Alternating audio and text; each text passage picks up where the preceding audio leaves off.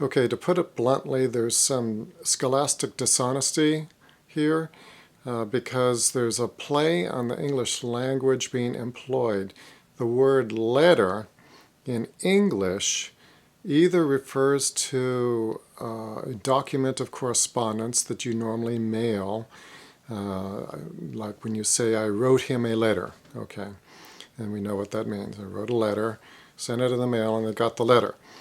All right, and then the second meaning of letter is an alphabetic character as distinguished from a numerical digit or a special character. Okay, now the word letter is obviously derived from Latin. It's the Latin word litera. We also get literature and literary from that. But the Greek word is derived from the word graph with an inflection. In other words, gamma, rho, alpha, phi, or psi. And then that's inflected. So the noun form refers to a document or scripture, and the verb form refers to the act of writing or inscribing. Okay, now the word here has that root plus the mu alpha tag, which means an effect or result or manifestation of something. And so it's grandma. And then that can be, in the original language, anything, any effect of writing. There's a lot of different scriptures that use that. I counted up 34 different uses of the word in combining the New Testament scriptures and also the Koine Greek translation of the Old Testament Hebrew that we call the Septuagint. And so we use those to see, well, what are all the different uses of the word? And I looked this up in other classical literature as well. There's many, many different ways that's used.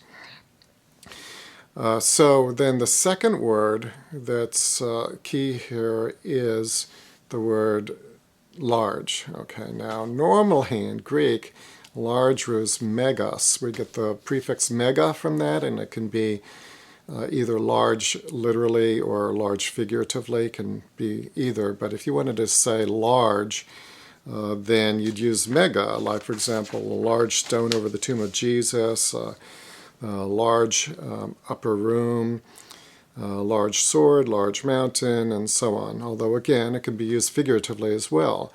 But the word used in Galatians 6:11 is pelikos.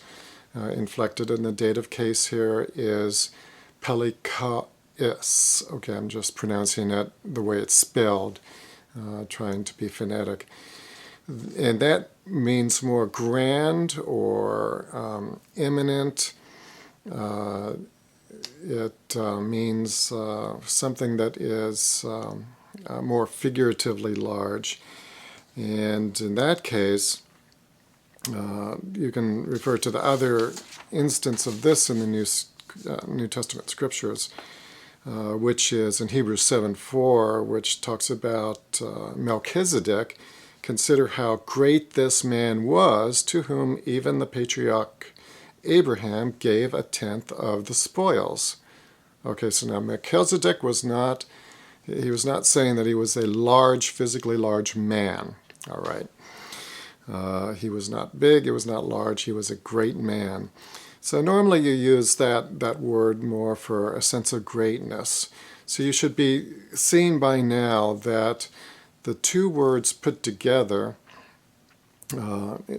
pelikos, dative case, gramma sin, dative case, are referring to eloquent writings.